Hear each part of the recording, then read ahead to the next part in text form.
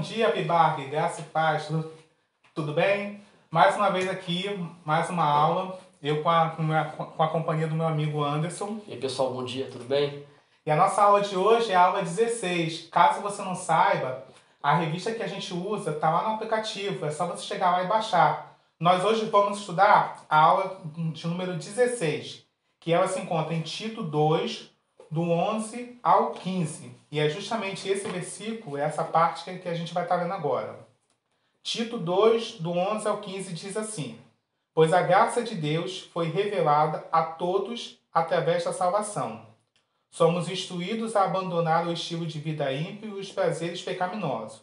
Neste mundo perverso, devemos viver com sabedoria, justiça e devoção, enquanto aguardamos esperançosos o dia em que será revelada a glória do nosso Deus e Salvador Jesus Cristo.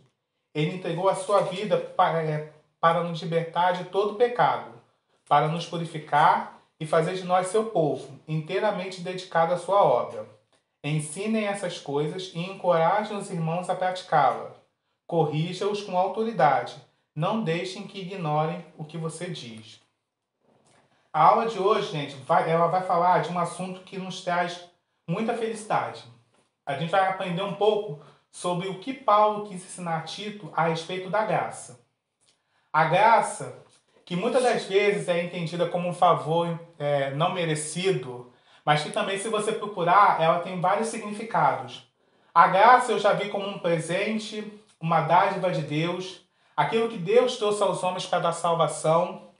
E é justamente essa graça e a instrumentalização dessa graça que Paulo vai tratar com Tito. E é interessante, Anderson, a gente ver que a própria lição fala da graça em si, de vários aspectos e de várias formas de manifestação.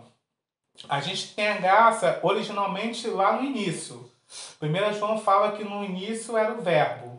Ou seja, então a graça já vinha de Deus e já estava com Deus na criação do mundo.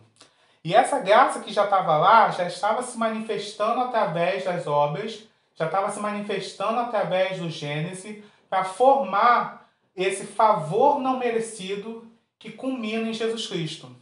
Ou seja, o que Jesus Cristo é a personificação da graça de Deus. Perfeito, cara. É exatamente o que você falou, né? Eu acredito que você vai explicar bem isso para frente. Né? Tá bem estruturado aqui, né? Nos três primeiros versículos que a gente leu, 11, 12 e 13, né? Os estágios da graça, né? Vindo da justificação até a santificação e até a glorificação, né?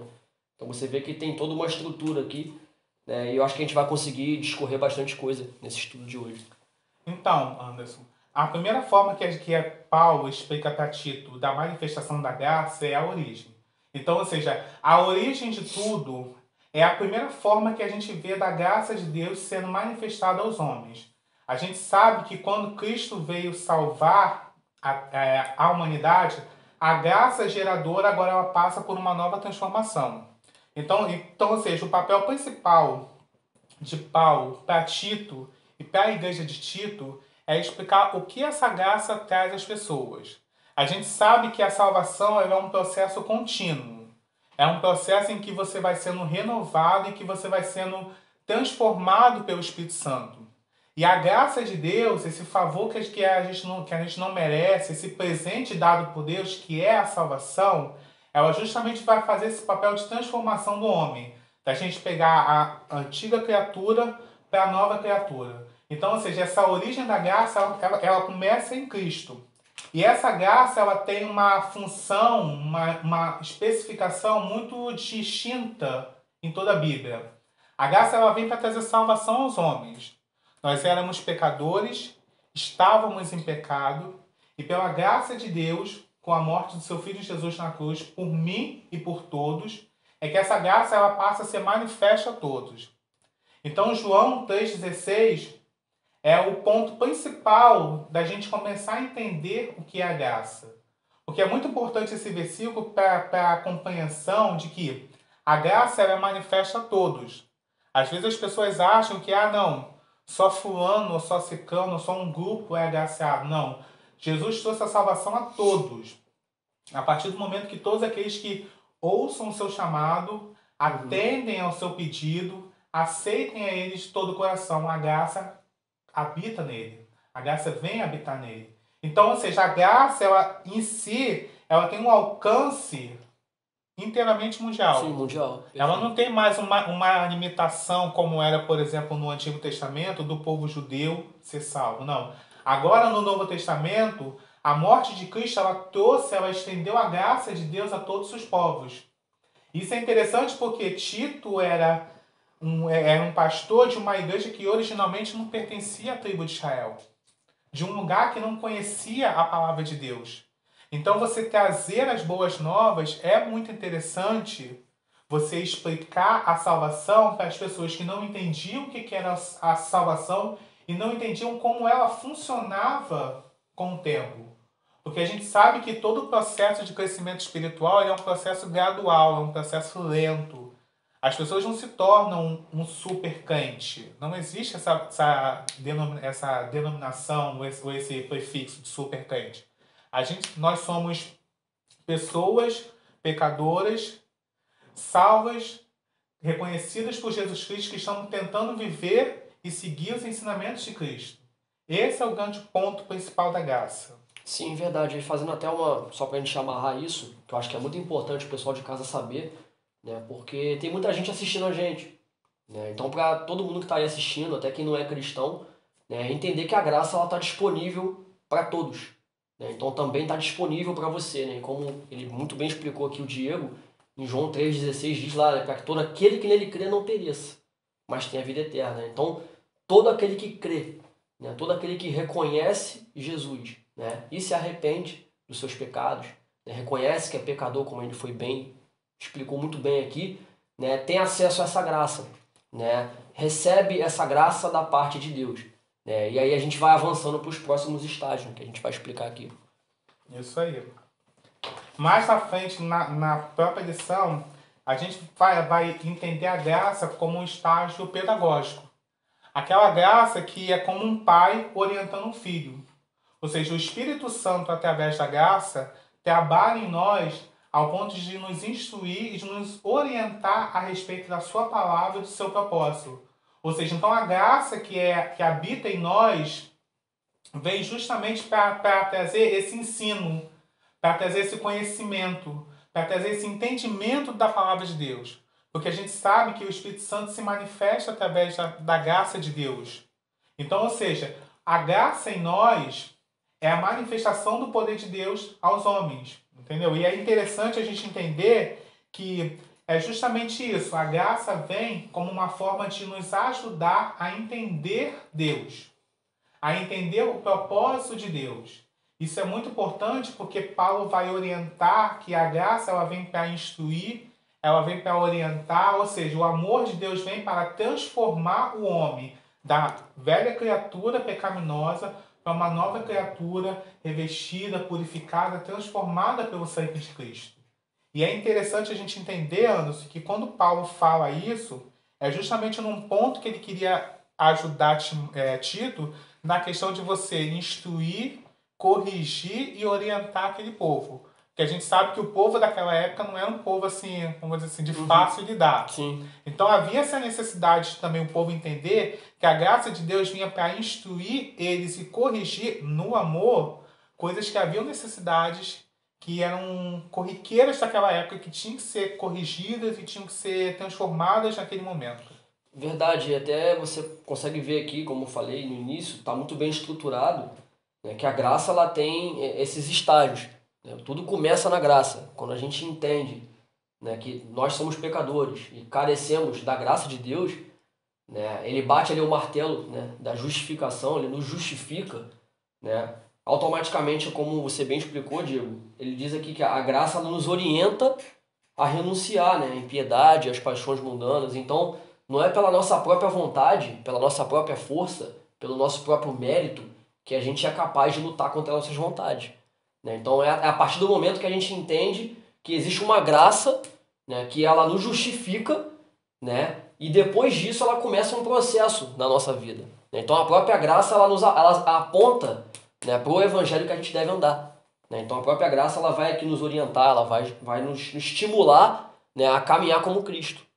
E é interessante a gente também entender e compreender que a própria palavra e a própria lição ela vai exemplificar muito bem. A graça ela é um instrumento de Deus aos homens, a fim de que eles venham seguir o pleno conhecimento de Deus e a vontade de Deus. A gente sabe que a carne em si, ela tem desejos que vão contra a palavra de Deus.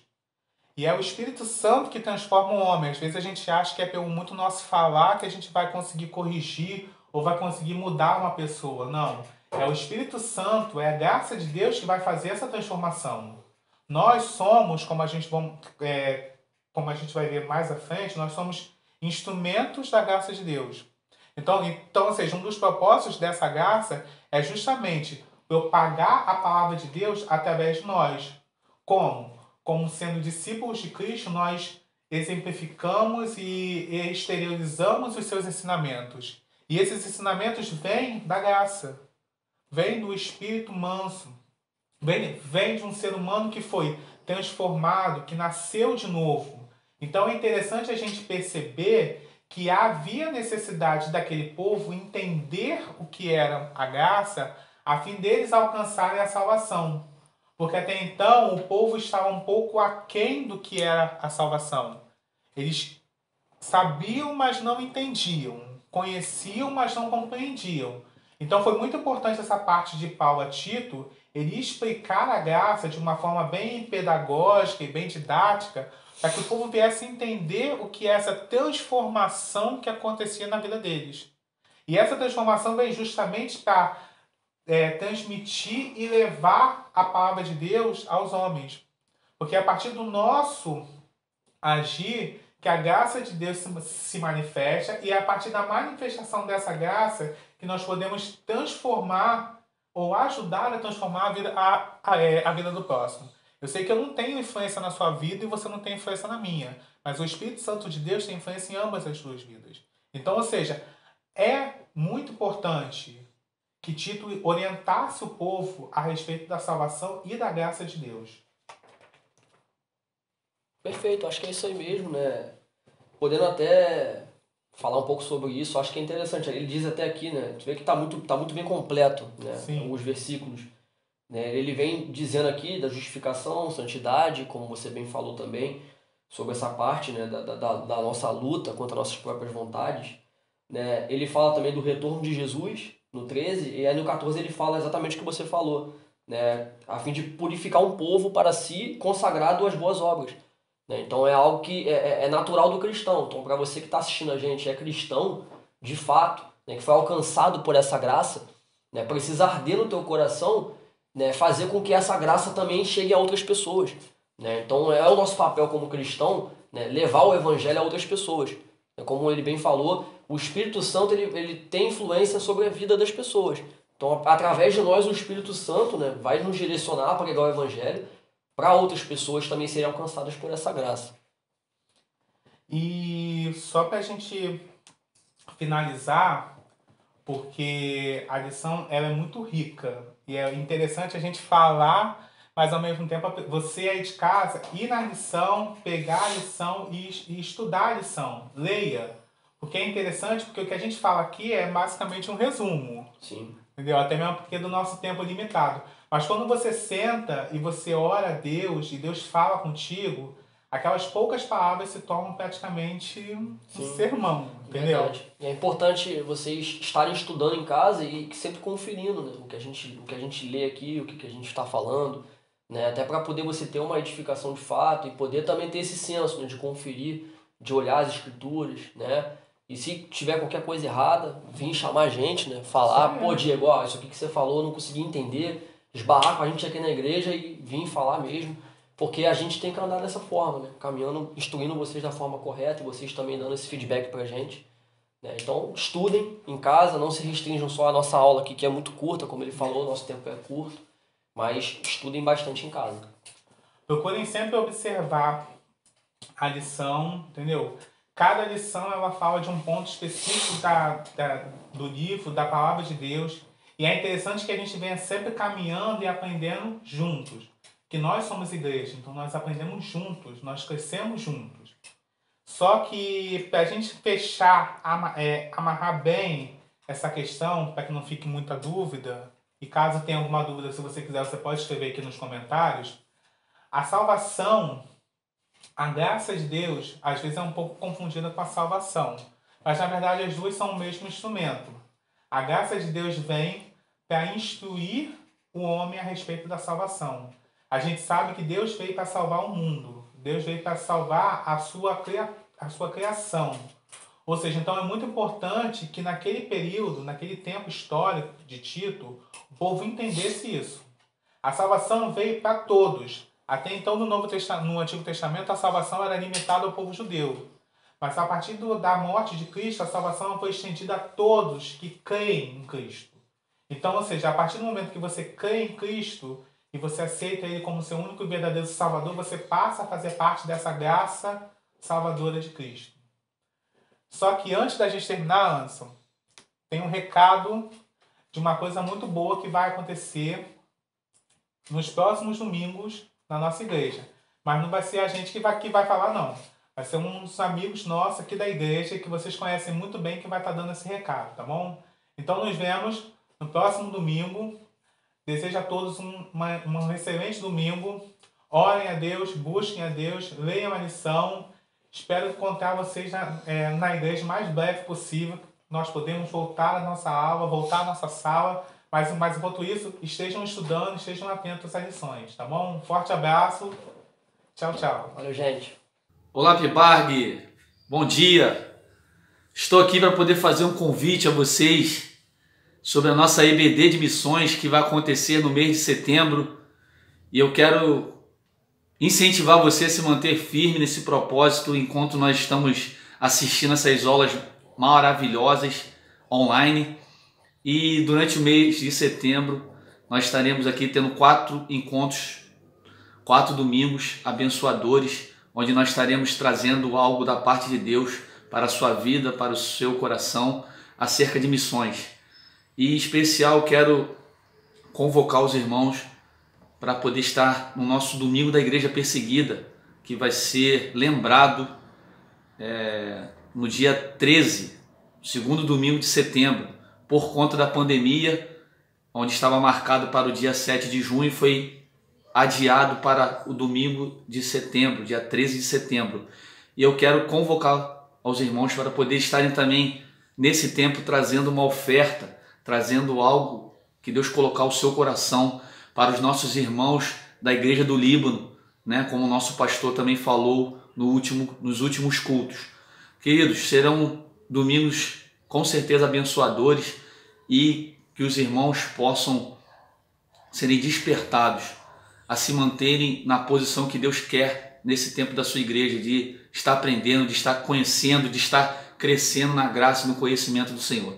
Então, domingo de setembro, mês de missões, e eu quero te encorajar a estar conosco na nossa EBD, a melhor escola do mundo. Deus abençoe os irmãos. A paz.